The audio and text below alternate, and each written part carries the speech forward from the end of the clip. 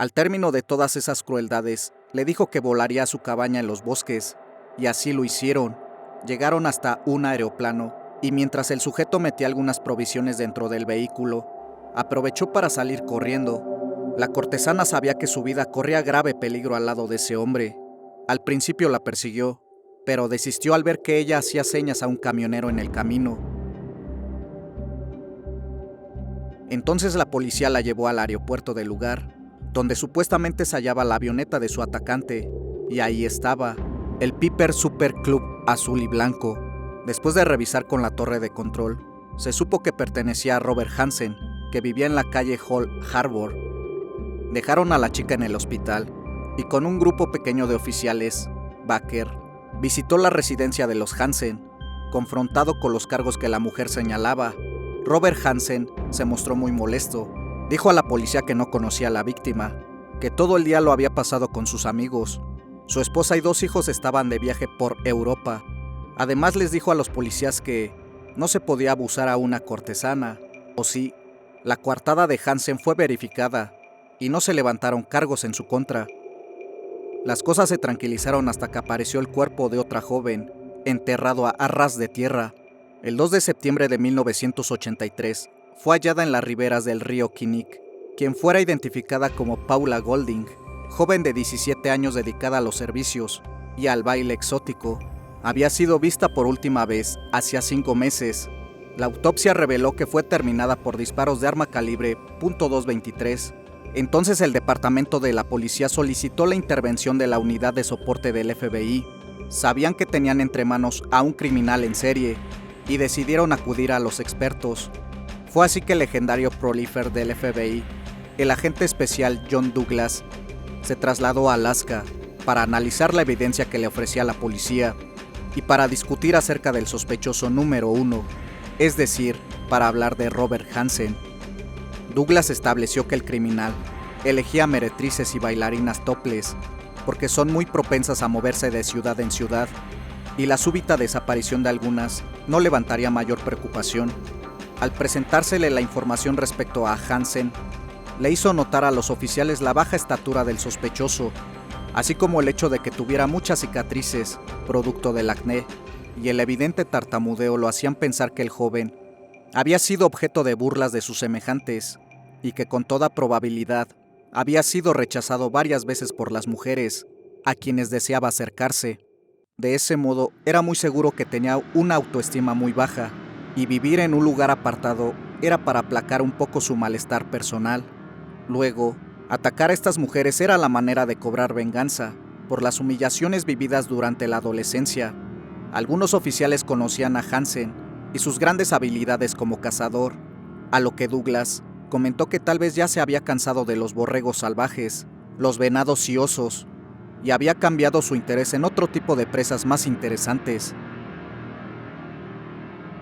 Otro aspecto fundamental era que Hansen podría ser del tipo criminal que recolectaba souvenirs de sus víctimas. Por eso era necesario buscar minuciosamente en sus propiedades objetos pertenecientes a las víctimas. La manera de facilitar la investigación era quebrar su coartada, para lo cual la policía debía apoyarse en sus amigos, a quienes había de forzar a hablar. De lo contrario, serían acusados de cargos por obstaculizar la justicia. Con eso podrían descartarlo o incriminarlo, pero se necesitaba actuar con firmeza. En efecto, los amigos que supuestamente habían pasado el día junto a Hansen, cuando la joven fue privada de su libertad, terminaron por admitir que no vieron al sospechoso ese día. Además, contaron a la policía el fraude de Hansen contra la aseguradora y otros detalles gracias a los cuales la policía pidió 8 órdenes de registro al juez. El 27 de octubre de 1983, como casualmente hace la policía, un grupo fue al trabajo de Hansen y le pidió que los acompañara a la estación para hacerle unas preguntas. Mientras tanto, otros 2 grupos iban a su casa y a la avioneta para cumplir las órdenes de registro. El grupo que investigaba la casa halló numerosas armas en la casa de los Hansen, pero ninguna que pudiera relacionarse con los crímenes. Estaban a punto de terminar y marcharse, cuando un oficial descubrió un escondite en el ático de la casa. Allí encontraron diversos rifles de alto poder, así como otras armas de fuego un mapa de navegación marcado en varios sitios, identificaciones de las víctimas, recortes de periódico y algunas piezas de joyería. Al fondo estaba el rifle Mini-14 calibre .223, con que teóricamente Hansen había cazado a sus víctimas una vez que las soltaba en el bosque. En la estación de policía, Hansen negó cualquier relación con los delitos, pero abrumado por los alegatos de la policía, se dio por vencido y pidió un abogado. Entonces fue arrestado bajo los cargos de fraude, asalto agravado, privación de la libertad, portación ilegal de armas y robo. El 13 de noviembre de 1983, el jurado de Engroch acusó formalmente a Hansen de mala conducta y portación indebida de armas, robo en segundo grado, fraude a una aseguradora y privación de la libertad, guardándose el cargo de privación de la vida. Hasta no recibir las pruebas de balística, Hansen se declaró no culpable de los cargos y la fianza fue fijada en $500,000. Como se puede ver, el Estado no iba a permitirle que quedara en libertad ante la montaña de evidencias que se había acumulado. El resultado de las pruebas llegó procedente de los laboratorios del FBI en Washington.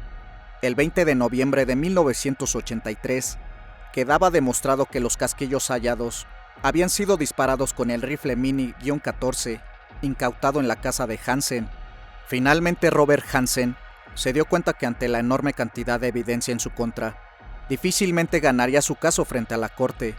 El 22 de febrero de 1984, se arregló un encuentro entre el abogado defensor, Fred Dewey, y el fiscal general de Enroch, Victor Crumb, para establecer un acuerdo. Este consistió en que Hansen daría una confesión detallada y completa de sus crímenes, a cambio de ser condenado únicamente con los 4 crímenes que se conocían hasta el momento. Además, purgaría su sentencia de cadena perpetua en un recinto federal, en vez de una prisión de máxima seguridad. Hansen se vio obligado a aceptar este trato, pues era lo mejor que podía obtener. Entonces explicó su modus operandi, que consistía en contratar por una suma de dinero a las meretrices. Una vez estando con ellas les decía: «Muy bien, eres muy profesional, lo que hacemos no te llena en nada, sabes bien que existen riesgos en lo que haces, que esto te sirva de experiencia, para que la próxima vez elijas bien a quién te ofreces. Si haces todo cuanto te ordeno, no saldrás lastimada». Hansen hacía lo anterior para ver cómo la víctima se congelaba del miedo. Disfrutaba verlas sentirse indefensas y sometidas a su voluntad. Una vez que tenía a una mujer bajo su poder, normalmente la llevaba en la avioneta a su remota cabaña de los bosques. Ahí, después de abusarlas sin misericordia, llegaba al extremo de quitarles su ropa y aún de taparles los ojos antes de soltarlas. Esperaba un poco a que la mujer corriera y después con un objeto filoso y con el rifle las cazaba, igual que lo hacía contra un venado o un oso. Al término de su declaración, la policía le mostró un mapa de la región a Hansen y le pidió que señalara los sitios donde había cometido sus fechorías. Este señaló numerosos lugares. Al día siguiente, se hizo una expedición en un helicóptero militar y Hansen los condujo a 12 sitios diferentes. Ahí fueron marcados árboles, para regresar posteriormente a revisar. Durante 1984 fueron recuperados únicamente 7 cuerpos.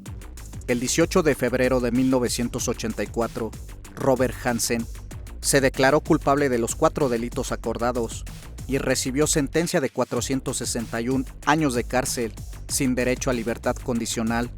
Inicialmente fue enviado a una penitenciaria en Pensilvania, pero en 1988 regresó a Alaska a ser uno de los presos fundadores del centro correccional Spring Creek. Poco después de encarcelarlo, su esposa pidió el divorcio. Es más, hasta su nombre fue borrado del ranking de casa de Pop and Young.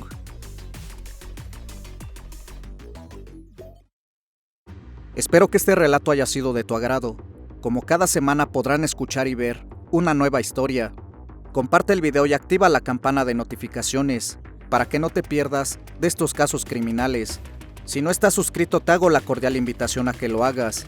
Esto es El Mundo del Crimen. Hasta la próxima emisión. Buenas noches.